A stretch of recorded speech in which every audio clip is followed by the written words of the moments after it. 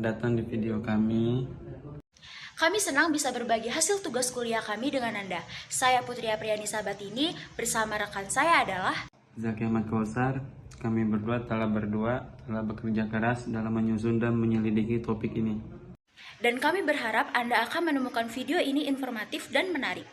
Hari ini kami akan membahas manajemen yang kami anggap sangat relevan dan menarik. Kami akan membagi materi ke dalam beberapa bagian agar mudah dipahami dan diteliti. Tanpa berlama-lama lagi, mari kita mulai perjalanan kita dalam mengeksplorasi manajemen ini. Selamat menyaksikan!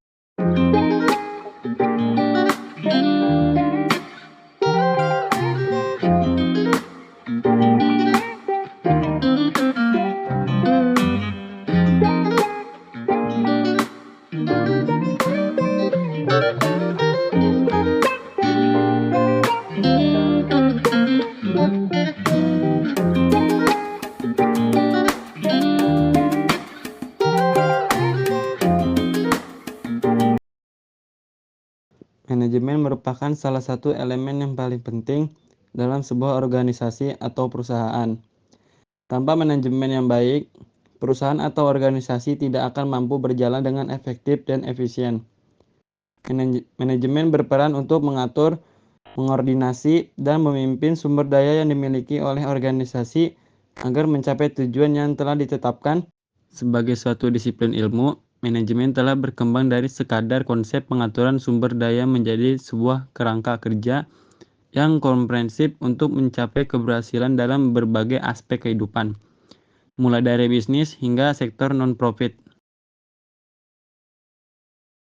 Dalam presentasi ini, kita akan membahas pengertian dan definisi dari manajemen, sarana yang digunakan dalam manajemen, fungsi-fungsi penting yang ada di dalam manajemen, serta jenis-jenis manajer dan kegiatan yang mereka lakukan. Semua elemen tersebut akan dirinci untuk memberikan pemahaman yang lebih mendalam mengenai pentingnya manajemen dalam sebuah organisasi. Pengertian manajemen. Manajemen berasal dari kata Latin manus yang berarti tangan dan agere yang berarti menggerakkan. Secara harfiah, manajemen dapat diartikan sebagai tindakan menggerakkan orang-orang untuk melakukan pekerjaan dengan tangan mereka. Pengertian ini menggambarkan bahwa manajemen melibatkan proses mengarahkan dan mengontrol orang-orang dalam suatu organisasi. Pada dasarnya, manajemen adalah proses yang mencakup kegiatan perencanaan, pengorganisasian, pengarahan, dan pengendalian sumber daya yang dimiliki oleh organisasi, baik itu sumber daya manusia, keuangan, material, maupun teknologi untuk mencapai tujuan yang telah ditetapkan secara efisien dan efektif.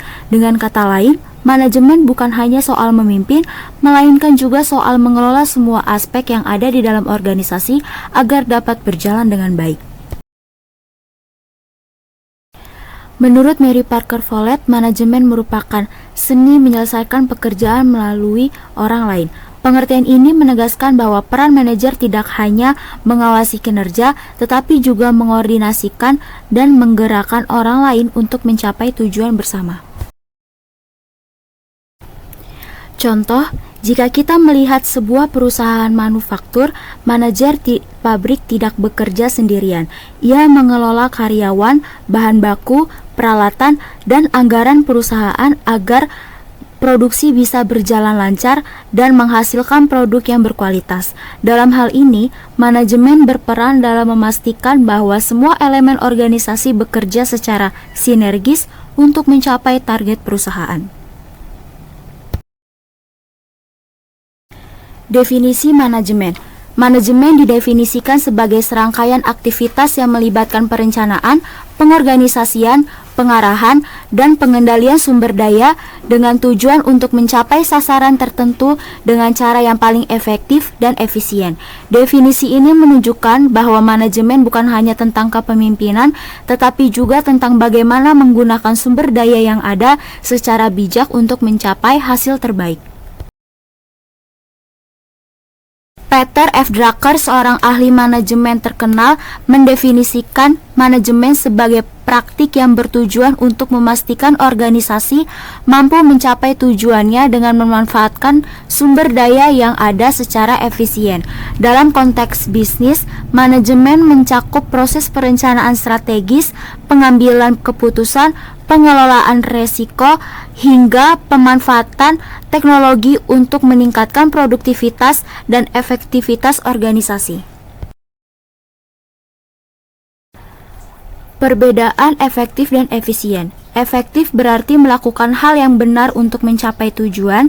Efisien berarti menggunakan sumber daya dengan cara yang paling hemat waktu, biaya, dan energi. Contoh, sebuah perusahaan mungkin berhasil mencapai target penjualan, namun jika untuk mencapainya mereka menghabiskan anggaran yang terlalu besar atau waktu yang terlalu lama, maka perusahaan tersebut hanya efektif namun tidak efisien. Sebaliknya, perusahaan yang mencapai target penjualan dengan memanfaatkan anggaran dan waktu yang terbatas akan dikatakan efisien sekaligus efektif. Sarana manajemen adalah sumber daya yang digunakan oleh manajer untuk mencapai tujuan organisasi. Secara umum, sarana ini dibagi menjadi 5 kategori utama, yaitu sumber daya manusia, finansial, material, teknologi, dan informasi. Kelima elemen ini harus diatur dan digunakan secara optimal agar organisasi dapat berjalan dengan baik. Sumber daya manusia. Sumber daya manusia adalah tenaga kerja atau karyawan yang bekerja dalam suatu organisasi. Manajemen sumber daya manusia sangat penting karena kinerja organisasi sangat tergantung pada kualitas dan produktivitas tenaga kerjanya. Pengelola sumber daya manusia mencakup perekrutan, pelatihan, pengembangan karir, serta pengelolaan motivasi dan kompensasi. Sumber daya finansial. Sumber daya finansial adalah dana atau anggaran yang dimiliki oleh organisasi. Manajemen finansial mencakup pengelolaan anggaran, pengeluaran, investasi, dan pendapatan. Manajer harus memastikan bahwa dana yang dimiliki digunakan dengan bijak dan sesuai dengan kebutuhan organisasi. Sumber daya material. Sumber daya material meliputi peralatan, bahan baku, dan fasilitas fisik yang dibutuhkan untuk mendukung operasional organisasi. Dalam sebuah pabrik, sumber daya material bisa berupa mesin-mesin produksi dan bahan baku untuk membuat produk. Dan sumber daya material mencakup pembelian, perawatan, dan distribusi bahan-bahan tersebut. Informasi. Informasi adalah data yang relevan dan penting yang dibutuhkan untuk pengambilan keputusan. Dalam era digital, manajemen informasi menjadi salah satu aspek yang sangat krusial. Manajer harus memastikan bahwa mereka memiliki akses terhadap informasi yang akurat dan tepat waktu untuk mendukung pengambilan keputusan yang lebih baik. Teknologi. Teknologi adalah sarana yang membantu mempercepat dan mempermudah pekerjaan dalam organisasi. Penggunaan teknologi yang tepat dapat meningkatkan efisiensi dan produktivitas organisasi. Teknologi dalam manajemen bisa berupa sistem informasi, software manajemen, dan perangkat-perangkat digital lain. Fungsi manajemen. Fungsi manajemen dibagi menjadi 4 aspek utama: perencanaan, pengorganisasian, pengarahan, dan pengendalian. Setiap fungsi ini saling berhubungan dan membentuk siklus manajemen yang berkelanjutan. Perencanaan. Perencanaan adalah langkah awal dalam setiap kegiatan manajemen. Pada tahap ini, manajer menentukan tujuan yang ingin dicapai serta merancang langkah-langkah yang diperlukan untuk mencapai tujuan tersebut. Perencanaan juga mencakup analisis risiko, perkiraan sumber daya yang dibutuhkan, serta penentuan strategi yang tepat. Contoh, dalam perusahaan teknologi, manajer mungkin merencanakan pengembangan produk baru berdasarkan tren pasar dan kebutuhan konsumen. Mereka menentukan anggaran, waktu peluncuran, dan sumber daya yang diperlukan untuk mendukung pengembangan produk tersebut. Pengorganisasian. Pengorganisasian adalah proses pengaturan sumber daya yang ada untuk melaksanakan rencana yang telah disusun. Pada tahap ini, manajer membagi tugas, mengelompokkan aktivitas, serta menetapkan wewenang dan tanggung jawab kepada anggota tim. Contoh, manajer di sebuah pabrik mengorganisasikan tenaga kerja berdasarkan keahlian dan tanggung jawab mereka, seperti menempatkan pekerja yang berpengalaman dalam pengoperasian mesin pada bagian produksi. Pengarahan. Pengarahan mencakup pembimbingan dan pemberian motivasi kepada karyawan agar mereka dapat bekerja sesuai dengan rencana yang telah ditetapkan. Pada tahap ini, manajer berfungsi sebagai pemimpin yang memberikan instruksi, mendorong kolaborasi, dan mengatasi hambatan yang muncul.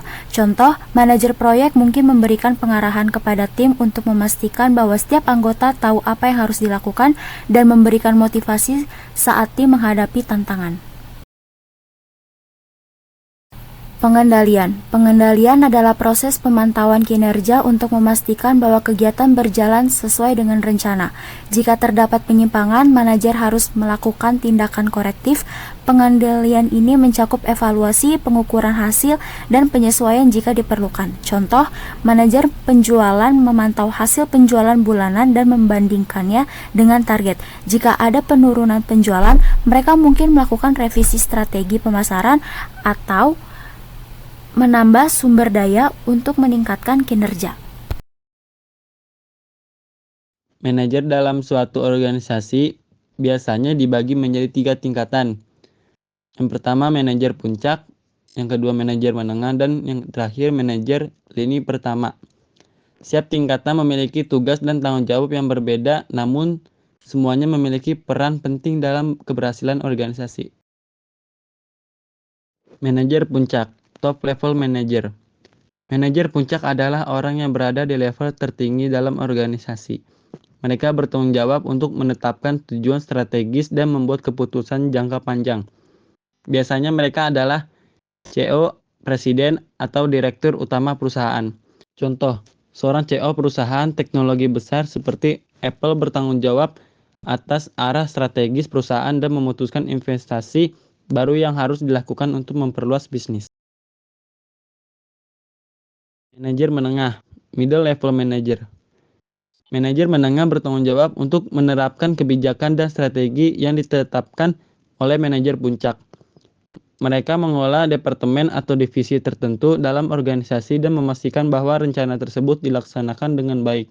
Contoh, manajer departemen pemasaran di sebuah perusahaan mungkin bertanggung jawab untuk merancang dan melaksanakan kampanye pemasaran berdasarkan arahan dari manajemen puncak. Manajer lini pertama, first line manager. Manajer lini pertama adalah orang yang langsung berhubungan dengan karyawan yang menjalankan tugas operasional. Mereka bertanggung jawab untuk memastikan bahwa tugas harian berjalan sesuai dengan rencana yang telah ditetapkan. Contoh, seorang supervisor di pabrik bertanggung jawab untuk memonitor pekerja di lantai produksi dan memastikan bahwa mereka mematuhi prosedur keselamatan dan kualitas.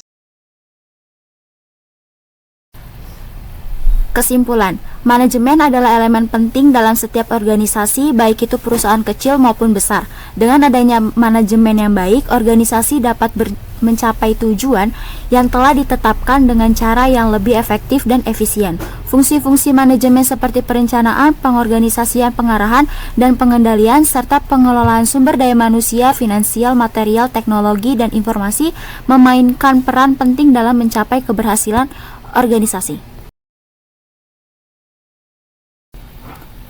Manajer di berbagai tingkatan mulai dari manajer puncak hingga manajer lini pertama memiliki tanggung jawab berbeda, namun semuanya berkontribusi dalam mengelola sumber daya untuk mencapai tujuan bersama. Memahami konsep dan praktik manajemen yang baik adalah kunci untuk menjalankan organisasi yang sukses dan berkelanjutan. Untuk meningkatkan efektivitas manajemen, organisasi sebaiknya lebih fokus pada pelatihan dan pengembangan sumber daya manusia agar mampu beradaptasi dengan perubahan teknologi dan dinamika pasar. Selain itu, penggunaan teknologi manajemen yang tepat harus terus dioptimalkan guna meningkatkan efisien operasional. Penerapan sistem evaluasi yang lebih transparan dan responsif juga sangat penting sehingga setiap departemen dapat memberikan kontribusi maksimal terhadap tujuan organisasi. Hal ini akan membantu organisasi terus berkembang dan bersaing di tengah persaingan global yang semakin ketat.